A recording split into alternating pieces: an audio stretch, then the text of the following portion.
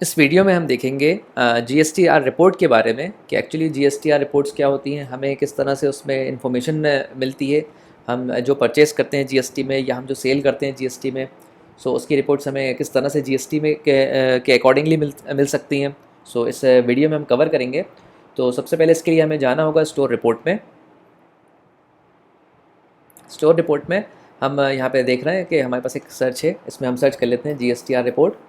ठीक है, तो यहाँ पे हमने जीएसटीआर सर्च किया है। तो यहाँ पे हमें देखने को मिल रहा है हमारे पास 3 रिपोर्ट्स हैं। पहली रिपोर्ट है जीएसटीआर 1 रिपोर्ट, दूसरी रिपोर्ट है जीएसटीआर 2 रिपोर्ट और तीसरी रिपोर्ट है जीएसटीआर 3B रिपोर्ट। ठीक है, तो हम तीनों को जो है एक एक टैब में ओपन कर लेते हैं यहाँ पे।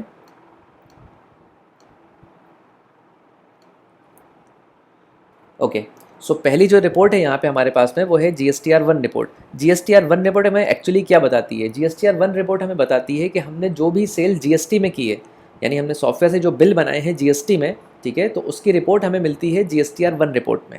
ठीक है, इसको चेक करने के लिए हमारे पास यहाँ पे एक टेबल है जिसमें डिफरेंट फिल्टर्स हमारे पास दिए हुए हैं। देखिए मैंने इसको हाईलाइट किया है टेबल को। ठीक है, इसमें डिफरेंट फिल्टर्स हैं हमारे पास में, जिसके अकॉर्डिंगली हम अपना जो है जीएसटी का जो रिपोर्ट है उसको हम चेक कर सकते हैं। ठीक है, जैसे पहला फिल्टर यहाँ पे है जीएसटीआर 1 B2B इन्वॉइसेस। ठीक है, तो हमने जो भी B2B में जीएसटी सेल की होगी वो हमें यहाँ पे पता चलेगी। तो हम एक एक यहाँ पे फिल्टर्स देख लेते हैं लगा के कि किस तरह से काम करते हैं। सो यहाँ पे हमारे जीएसटीआर 1 रिपोर्ट है जिसके अंदर हम डिफरेंट फिल्टर्स लगा सकते हैं। पहला हमारा है सिलेक्ट मंथ या डेट, ये वाला फिल्टर कि हम मंथ के अकॉर्डिंगली अपना जीएसटी रिपोर्ट देखना चाहते हैं या डेट के अकॉर्डिंगली देखना चाहते हैं। अगर हम मंथ सेलेक्ट करते हैं तो हमारे पास एक फॉर्मेट रहता है यहाँ पे कि हम यहाँ एयर और यहाँ डायरेक्टली मंथ सेलेक्ट कर सकते हैं। ठीक है, हमें किस मंथ से किस मंथ तक की जो है जीएसटीआर रिपोर्ट ओपन करनी है। और अगर हम यहाँ पे सेलेक्ट डेट करते हैं तो हमारे पास ये डेट का फिल्टर आ जाता है। इस फॉर्म में हम डायरेक्टली डेट्स लगा सकते हैं जिसके बीच में हमारी जीएसटी रिपोर्ट्स ओपन होंगी। ठीक है, तो हम यहाँ भी मंथ का फिल्टर लगा लेते हैं। इसके बाद में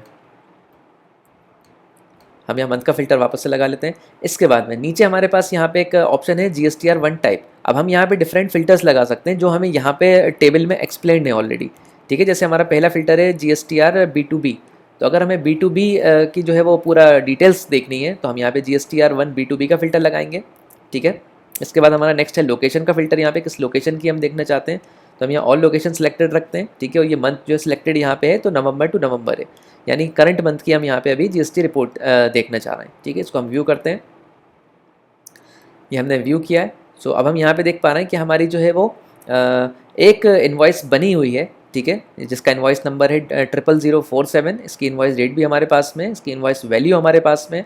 ठीक है, तो यहाँ पे हमें पता चल रहा है कि हमने इस डेट्स के बीच में सिर्फ एक ही इन्वॉइस बनाई है जो B2B रही है, हमारी बिजनेस टू बिजनेस रही है, जिसमें हमने जीएसटी नंबर डाला हुआ है अपने कस्टमर का। ठीक है, उसके अकॉर्डिंगली यहाँ पे हमें डिटेल्स पता चल रही है। इसमें यहाँ पे हम देख सकते हैं टोटल हमारा जो जीएसटी है वो CGST और SGST में शो कर रहा है। ठीक है, यानी कि सेम स्टेट की हमारी सेलिंग है।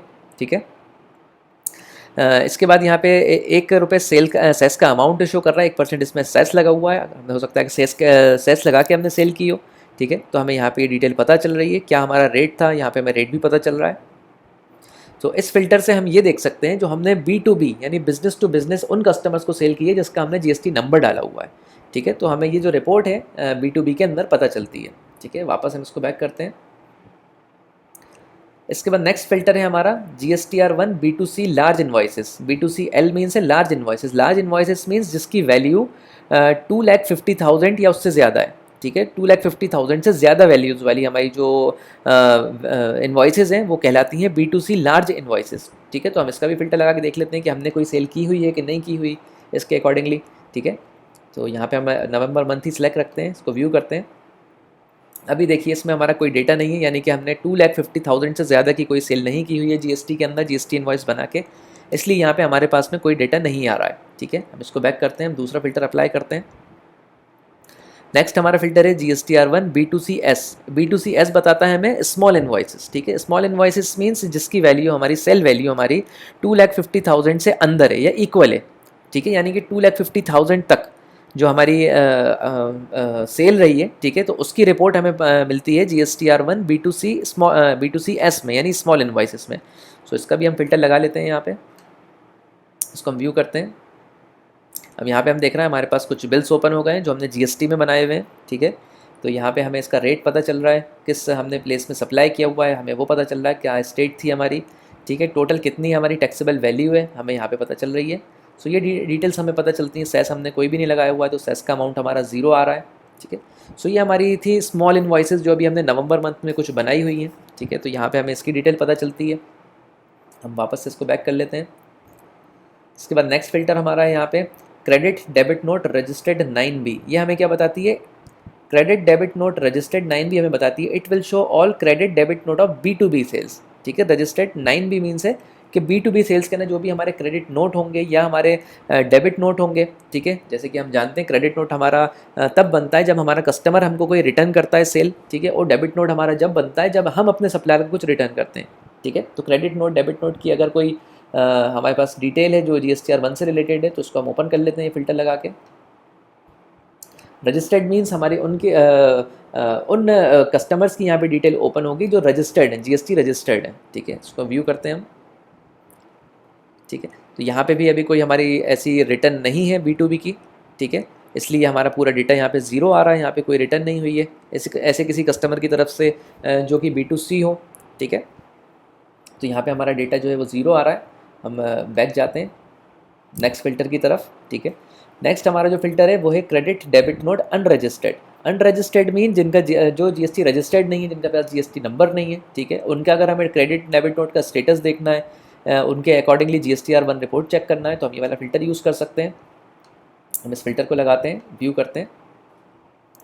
तो अभी हम यहाँ पे देख पा रहे हैं कि इस तरह से कोई भी हमने क्रेडिट नोट नहीं दिया हुआ है इन डेट्स के बीच में, यानी नवंबर मंथ के अंदर हमारा कोई जो है वो क्रेडिट नोट या डेबिट नोट इशू नहीं हुआ है GST को लेके, इसलिए यहाँ पे भी हमारा जो डेटा है वो 0 आ रहा है, ठीक है। वापस से इसको बैक करते हैं। नेक्स्ट हमारे पास यहाँ पे है GSTR 1 HSN ग्रुप वाइज, यानी it will show HSN wise detail and it will display first item name of the same HSN। यानी यहाँ पे हमें जो रिपोर्ट पता चलेगी GSTR 1, जो सेल की हमें GSTR रिपोर्ट पता चलेगी यहाँ पे, तो वो HSN कोड के अकॉर्डिंग पता चलेगी, ठीक है। HSN वाइज पता चलेगी। तो हम ये फिल्टर लगा लेते हैं यहाँ पे GSTR 1 HSN, ठीक है। उसको हम व्यू करते हैं, ठीक है। ये हमारी देखिए रिपोर्ट ओपन हो गई। इसमें हमारी काफ़ी सारी एंट्रीज़ हैं जिसमें हम फर्स्ट कॉलम देख सकते हैं वो HSN का है, ठीक है। तो जिस भी हमने आइटम के लिए HSN कोड यूज़ किया हुआ है उसके अकॉर्डिंगली हमारी यहाँ पे देखिए डिटेल्स ओपन हो गई हैं पूरी, ठीक है। किस आइटम का क्या HSN कोड है हमें यहाँ पे पता चल रहा है। नेक्स्ट कॉलम यहाँ पे है UQC, यानी कि हमारा जो है वो यूनिट्स हैं, ठीक है। हमने क्या यूनिट रखी हुई थी अपने आइटम को सेल करने के लिए, तो यूनिट के अकॉर्डिंगली हमें HSN पता चल रहा है, ठीक है। अब HSN क्या होता है? डिफरेंट आइटम्स का, यानी कि अलग अलग आइटम्स का जो है एक HSN कोड हो सकता है, हम जानते हैं, क्योंकि ये प्रोडक्ट वाइज होता है, ठीक है। ये कैटेगरी वाइज होता है, जो प्रोडक्ट की कैटेगरी है। फॉर एग्जांपल हमें अगर सिंपल एग्जांपल के लिए इसको समझें, अगर हमारा सोप की बात करें, हम सिंपल एग्जांपल समझ लें। अब सोप हमारा कोई सा भी हो, राइट, किसी भी तरह का सोप हो, चाहे वो वॉशिंग सोप हो, चाहे बाथिंग सोप हो, चाहे किसी भी तरह का सोप हो, सो उन सारे सोप्स का HSN कोड एक ही रहेगा, ठीक है। इसी तरह से हमारा कोई अदर आइटम है, जैसे हम मोबाइल फ़ोन का एग्जांपल लेते हैं, ठीक है। हमारा कोई भी मोबाइल फ़ोन हो, किसी भी तरह का मॉडल हो हमारा, ठीक है, कॉस्टली मोबाइल फ़ोन हो हमारा, या जो है चीप मोबाइल फ़ोन हो हमारा, स्मार्टफोन हो हमारा, चाहे नॉन स्मार्टफोन हो हमारा, सो किसी भी तरह का मोबाइल फ़ोन हो, उन सारे मोबाइल फ़ोन्स का HSN कोड एक ही होगा, ठीक है। तो यहाँ पे हमें टोटल HSN कोड के अकॉर्डिंगली जो है वो, जैसे किसी भी मल्टीपल हमारे डिफरेंट आइटम्स हैं उनका एक ही HSN कोड है, तो उसकी टोटल एक वैल्यू हमें यहाँ पे पता चलती है ना। HSN कोड के अकॉर्डिंगली हमें यहाँ पे GSTR 1 पता चलती है, ठीक है। तो यहाँ से हम इसको टैली कर सकते हैं। हमारा यहाँ पे जो भी टैक्स रहेगा, अगर हमने सेम स्टेट में अगर सेल की हुई है तो यहाँ पे CGST सेंट्रल टैक्स और हमें स्टेट टैक्स के फॉर्म में पता चलता है। अगर हमने इसको डिफरेंट स्टेट में किया हुआ, इंटर स्टेट सेल की हुई है, दूसरे कस्टमर हमारी दूसरी स्टेट से बिलोंग करते हैं, तो यहाँ पे हमें IGST में पता चलता है। तो IGST में तो कोई वैल्यू नहीं है अभी हमारी, ठीक है। यहाँ पे हमें टोटल टैक्सेबल वैल्यू पता चलती है, यहाँ पे हमें टोटल वैल्यू पता चलती है, टोटल सेल वैल्यू जिसको हम बोलते हैं, ठीक है। इसके बाद यहाँ टोटल क्वांटिटी है हमारी, कि हमने इस HSN कोड की टोटल कितनी क्वांटिटी सेल करी है, राइट।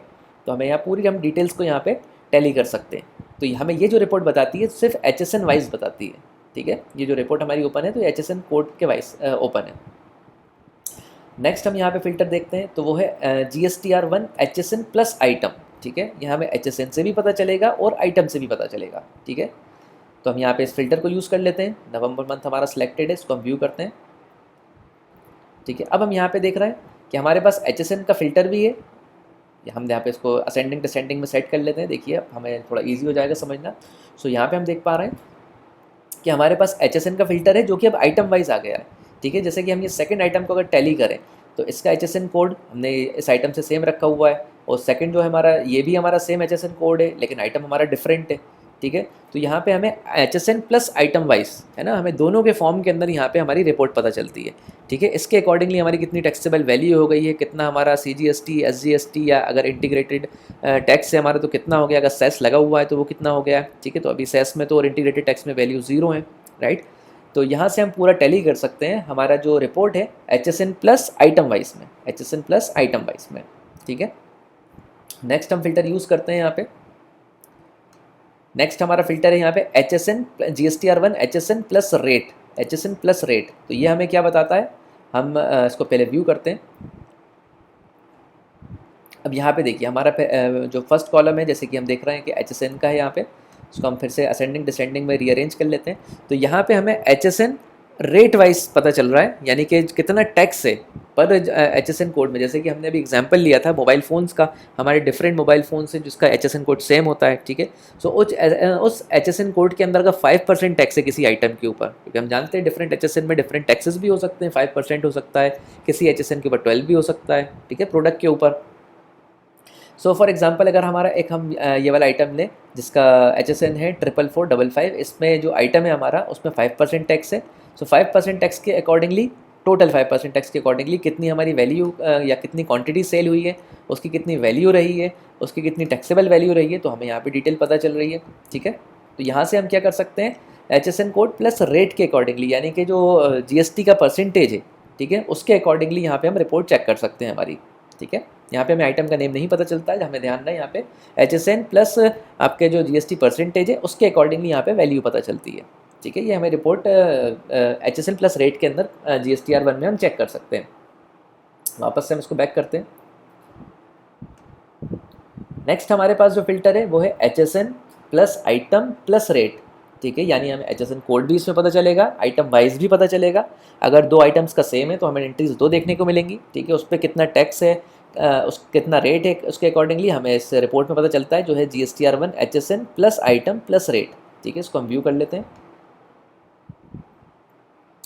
यहाँ पे भी हम देख पा रहे हैं HSN का जो कॉलम है, फर्स्ट कॉलम, इसको हम जो है असेंडिंग डिसेंडिंग में सेट कर लेते हैं, ठीक है। अब यहाँ पे हम देख पा रहे हैं कि हमारे पास टोटल, पहले तो यहाँ नंबर ऑफ़ HSN लिखें, कितने HSN कोड्स हैं हमारे, ठीक है। तो ये नंबर ऑफ़ HSN कोड भी हमें पता चल जाते हैं यहाँ से।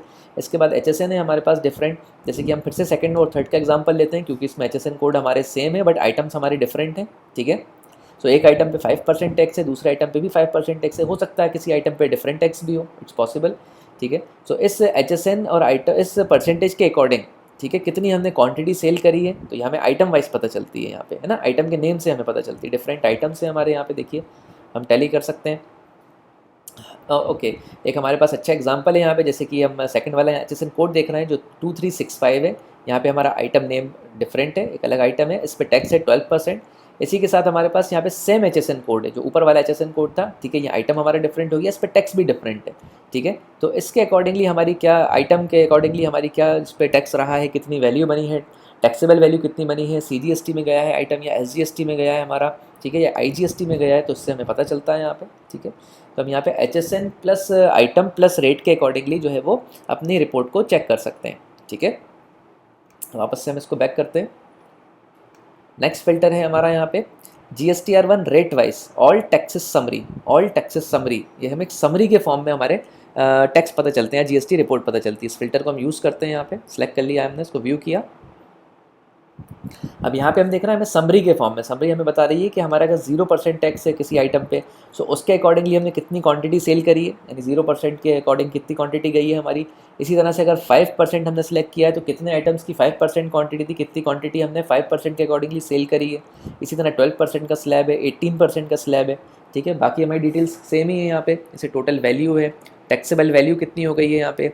इसके बाद अगर IGST है तो IGST के कॉलम में डिटेल पता चलती है, अगर CGST और SGST है तो उसके अकॉर्डिंगली हमें वैल्यू पता चलती है। इसी तरह से हमारे सेस यहाँ पे वैल्यू बताता है, अभी तो हमारा सेस जैसे हम जानते हैं और IGST जानते हैं कि 0 है, ठीक है। तो यहाँ पे हमें समरी के फॉर्म में पता चलता है कि हमारे किस परसेंटेज के अकॉर्डिंगली कितनी वैल्यू सेल हुई है या कितनी क्वान्टिटी सेल हुई है, ठीक है। तो हम इस रिपोर्ट से टैली कर सकते हैं। वापस से हम इसको बैक करते हैं। नेक्स्ट हमारा फिल्टर है sale report tax wise detail. अब हमें यहाँ पे जो रिपोर्ट मिलेगी टेक्स्ट वाइज वो डिटेल में मिलेगी, इसको हम फिल्टर यूज़ कर लेते हैं और व्यू करते हैं। ठीक है, ये हमारा डिटेल व्यू ओपन हो गई है।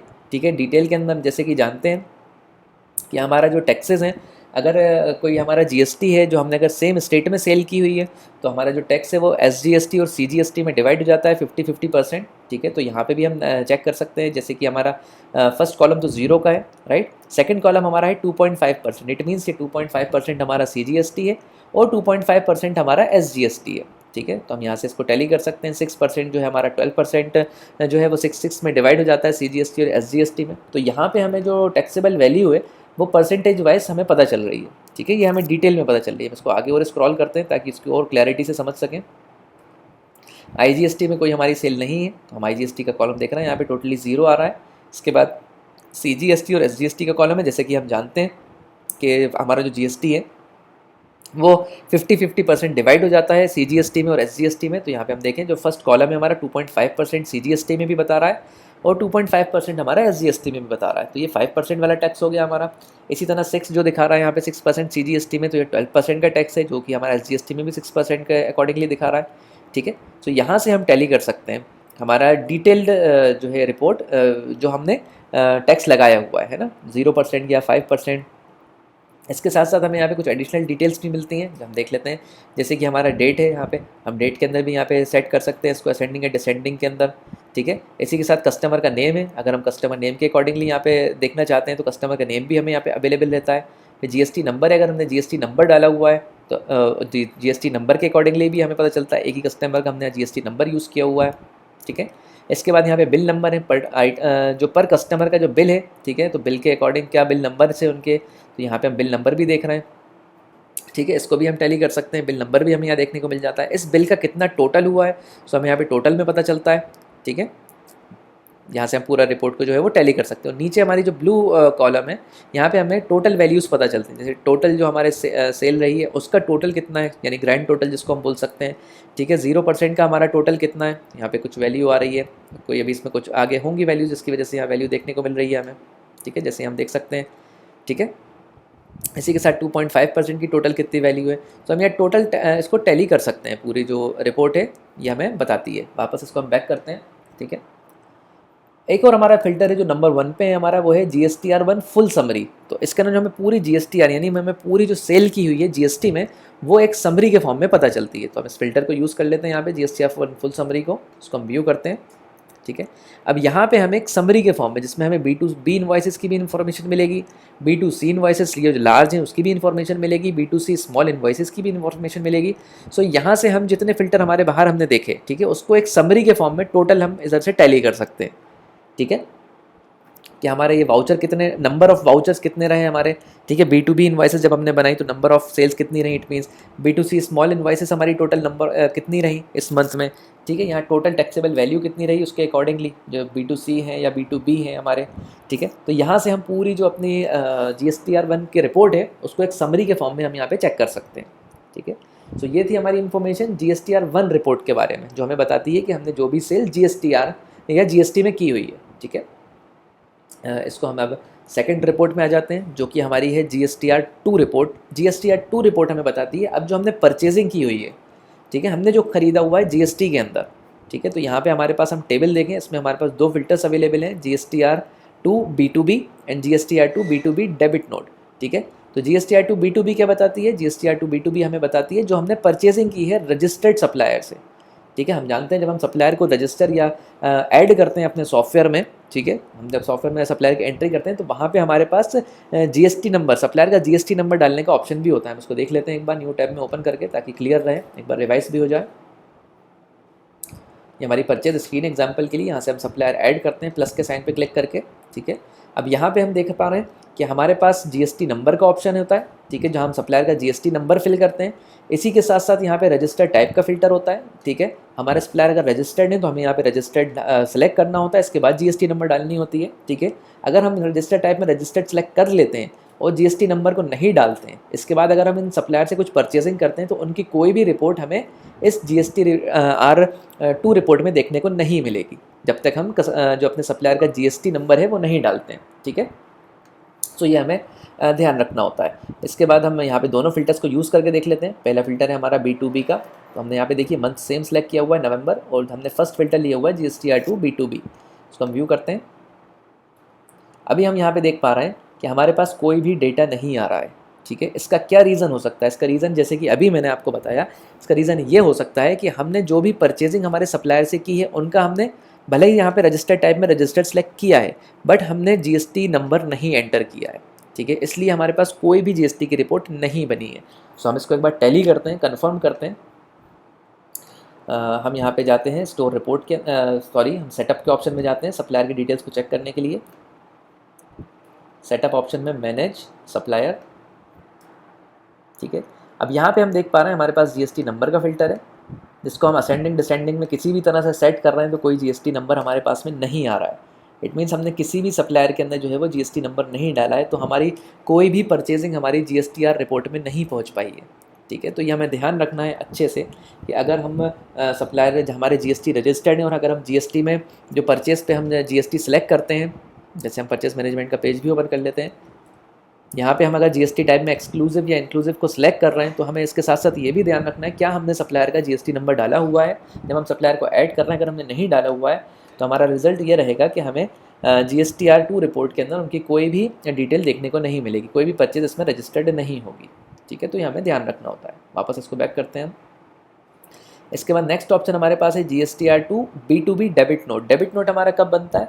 जब हम अपने सप्लायर को कुछ रिटर्न करते हैं। यहाँ पे हम देखें, it will show all purchase return entries made to registered supplier, ठीक है। अगर हमारे सप्लायर रजिस्टर्ड है, उनको हम कोई अपने परचेज रिटर्न कर रहे हैं, आइटम्स रिटर्न कर रहे हैं, तो हमारे पास इस फिल्टर के अंदर हमें उसकी इन्फॉर्मेशन मिल जाती है। तो हम फिल्टर लगा लेते हैं, एक बार देख लेते हैं इसको ओपन करके। अभी तो हम जैसे जानते हैं किसी भी सप्लायर का हमें जीएसटी नंबर नहीं डाला हुआ है।